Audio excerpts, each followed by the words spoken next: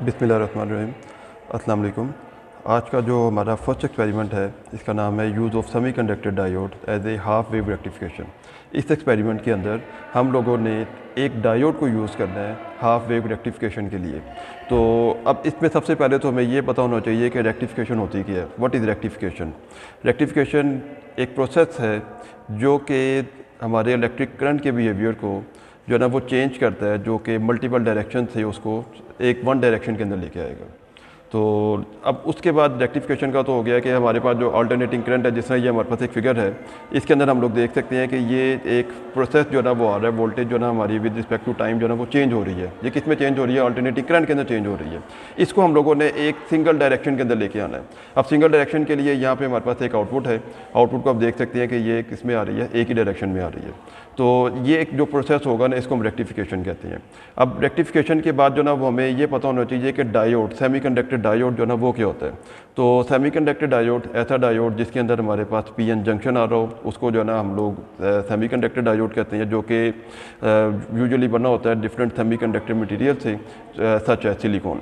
तो इसके अंदर भी जो डायोड है ये हमें करंट को फ्लो करवाता है कि इसमें ओनली इन वन डायरेक्शन, या तो इसमें जो डायरेक्शन जो करंट की बनेगी वो फॉरवर्ड बाइस होगी या वो होगी एक रिवर्स बाइस। अब वो फॉरवर्ड बाइस और रिवर्स बाइस कैसे ही होगी कि डायोड के लिए आप लोगों को पता है कि इसके अंदर एक कंपोनेंट जो ना वो एनोड का है, जिस तरह ये पॉजिटिव साइड उसकी, एक जो ना वो उसका कैथोड है जहाँ पे नेगेटिवली चार्ज है। जब हम उसको करंट प्रोवाइड करेंगे तो उसमें क्या होगा कि पॉजिटिव साइड से जब वो करंट फ्लो करना शुरू करेगा तो उसके बाद एक जो बाइसिंग होगी वो एक फॉरवर्ड बाइस होगी। लेकिन अगर हम इसके टर्मिनल्स को अपोजिट कर देते हैं, बैटरी का अगर हम नेगेटिव टर्मिनल डायोड के पॉजिटिव के साथ एनोड के साथ अटैच करेंगे तो यहाँ पे जो बाइसिंग होगी वो एक रिवर्स बाइस होगी।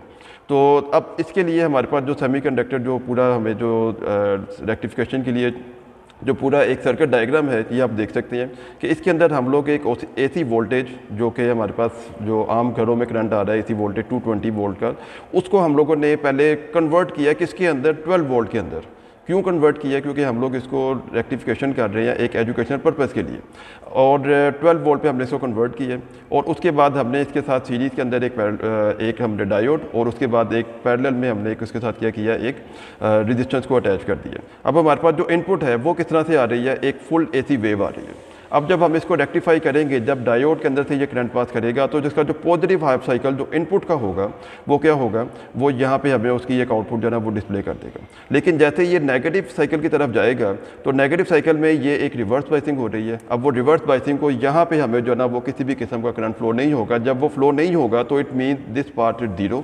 जब ये पार्ट जीरो होगा तो यहाँ पे हम लोग देख सकते हैं कि यहाँ पे किसी भी किस्म की कोई हमारे पास एक जो है ना वो वेव नहीं शो हो रही। अब उसके बाद फिर दोबारा जो है ना वो पॉजिटिव हाफ साइकिल आया। पॉजिटिव हाफ साइकिल जो है ना ये हमें यहाँ पे डिस्प्ले करेगा।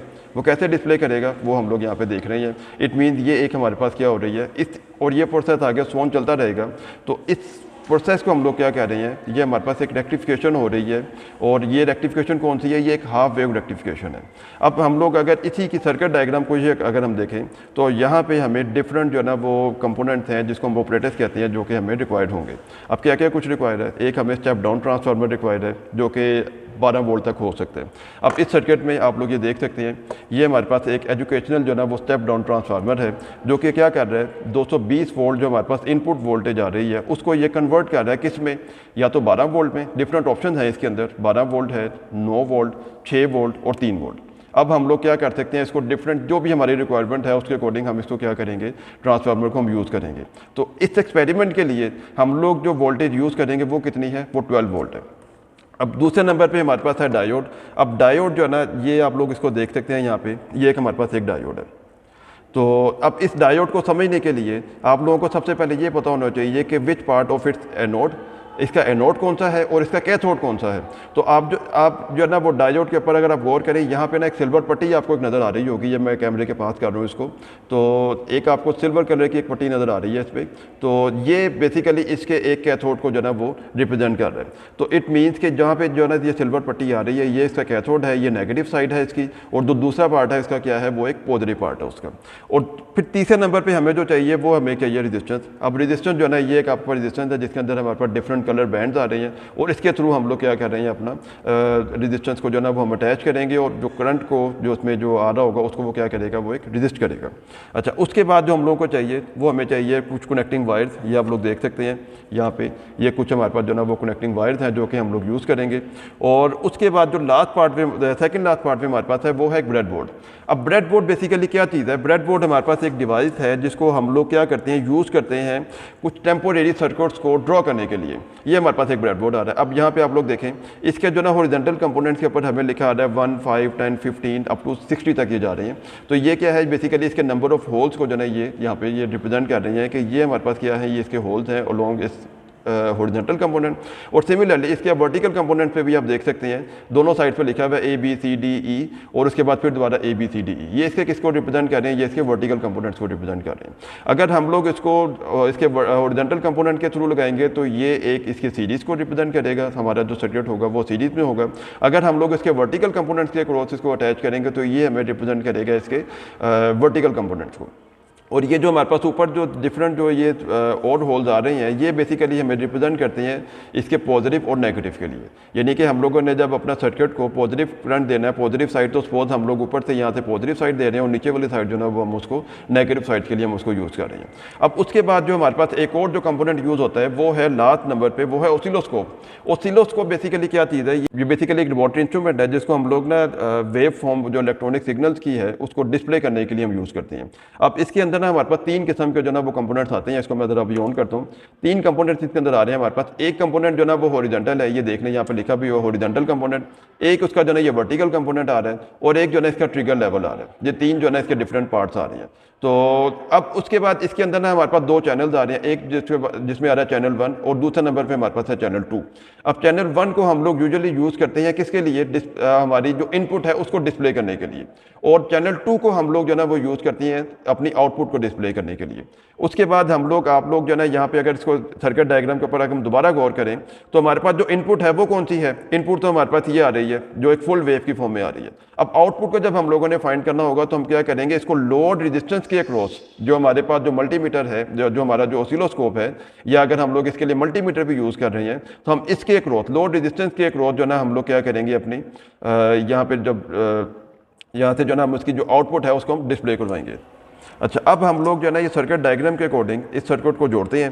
तो सबसे पहले हमारे पास क्या है, एक डायोड है। अब डायोड को हम लोग एक इस तरीके के साथ पॉजिटिव टर्मिनल से नेगेटिव की तरफ हम लोग इसको अटैच करते हैं। अब आपने इसके अंदर एक बात का ध्यान रखना है कि जब आप डायोड को अटैच करें तो इसकी जो पिन हैं, आपकी जो पॉजिटिव और नेगेटिव साइड की जो पिन आ रही हैं इसकी, उसको आपने प्रॉपर तरीके से प्रेस करना है।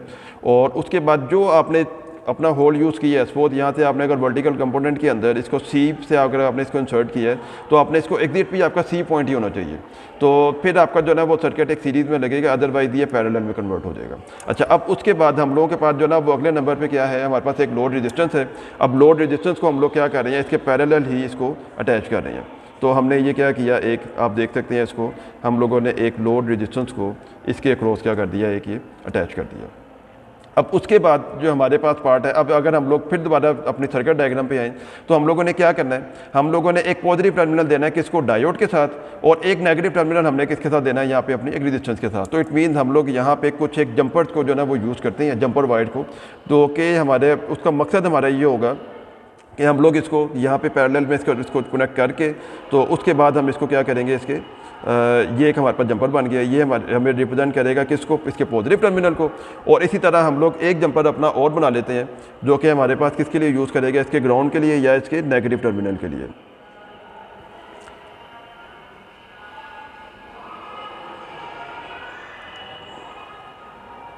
ये हमारे पास एक पॉजिटिव और नेगेटिव आ गया। अब उसके बाद ना हम लोगों ने एक काम और छोटा सा करना है, वो ये है कि हम लोगों ने यहाँ पे एक पॉजिटिव साइड पे एक जो ना वो वायर एक एक्स्ट्रा अटैच करनी है, और सिमिलरली एक नेगेटिव साइड के ऊपर भी हम लोगों ने एक एक्स्ट्रा वायर जो ना वो अटैच करनी है। अब ये पॉजिटिव और नेगेटिव साइड पर जो एक्स्ट्रा वायर मैंने अटैच किए हैं वो बेसिकली हमने अपनी ऑसिलोस्कोप को आउटपुट को डिस्प्ले करवाने के लिए हम लोगों ने इसको यूज़ करना है। अब उसके बाद फिर हम लोगों ने अपने जो हमारे पास ट्रांसफार्मर है, ट्रांसफार्मर के पॉजिटिव टर्मिनल के साथ हम लोगों ने एक वायर कनेक्ट की, और सिमिलरली इसके नेगेटिव टर्मिनल के साथ भी हम लोग एक और वायर जो ना वो अटैच करते हैं। ये जब हमने इसको अटैच कर दिया तो उसके बाद अब पॉजिटिव साइड पे हम लोगों ने क्या करना है, एक पॉजिटिव टर्मिनल को इनपुट कर दिया और नेगेटिव साइड पे हम लोगों ने क्या किया, एक नेगेटिव टर्मिनल को उसके इनपुट कर दिया। अब उसके बाद हम लोगों ने अब ओसिलोस्कोप के ऊपर, जब मैंने अभी आपको बताया कि हमारे पास जो है वो 2 किस्म के इसके ऊपर चैनल आ रहे हैं। अब चैनल की जो वायर है ओसिलोस्कोप के साथ, आप यहाँ पे अगर गौर करें तो अब ये चैनल के साथ ना हमारे पास अब 2 किस्म के जो है इसके कंपोनेंट शो हो रहे हैं। एक तो हमें एक तो ये वायर आ रही है जिसको अगर हम लोग प्रेस करेंगे तो यहाँ पे ये एक छोटा सा हुक है, ये हमें शो हो रहा है जो कि इसके पॉजिटिव टर्मिनल को रिप्रेजेंट कर रहा है। और दूसरे नंबर पे जो हमारे पास एक छोटा सा क्लिप लगा हुआ है, ये किसको रिप्रेजेंट कर रहा है, ये हमारे इसके नेगेटिव साइड को रिप्रेजेंट कर रहा है। तो यहाँ पे अगर आप गौर करें, मेरे पास इस वक्त जो वायर है इसके ऊपर 2 कलर हैं, एक के ऊपर रेड कलर है और एक के ऊपर लाइट ब्लू कलर है। तो मैंने रेड कलर की वायर इस वक्त मेरे पास है जो कि चैनल 1 के अंदर है और चैनल 1 को मैंने यूज़ करना है एज एन इनपुट। तो सबसे पहले मैं क्या करूँगा, अब जो मेरे पास जो इनपुट के लिए था, जो फुल वेव आ रही थी, तो मैंने इनपुट पे पॉजिटिव साइड के ऊपर एक जो उसका जो टर्मिनल था वो कनेक्ट किया और एक टर्मिनल जो था मैंने इसका नेगेटिव साइड पे इसको कनेक्ट कर दिया। अब सिमिलरली अब जो चैनल 2 है, चैनल 2 के ऊपर मैंने भी आपको जो ना वो सर्किट डायग्राम के अंदर अभी आपको शो करवाया था कि सर्किट डायग्राम के अकॉर्डिंग हम लोगों ने जो आउटपुट चाहिए वो कहाँ पे चाहिए, वो हमें रेजिस्टेंस के अक्रॉस चाहिए। इट मीन्स कि हम लोगों ने चैनल 2 का जो एक टर्मिनल है उसको हमने लगा देना है अपने रेजिस्टेंस के साथ, इसको ये ऐसे अटैच कर दिया। और जो दूसरा टर्मिनल है उसको दोबारा हम लोगों ने क्या किया, अपने जो नेगेटिव टर्मिनल था वो दोनों के लिए सेम था, तो नेगेटिव के साथ मैंने उसको अटैच कर दिया। अब इसके बाद हम लोग क्या करेंगे, अपना जो ट्रांसफार्मर है इसको हम ऑन करेंगे।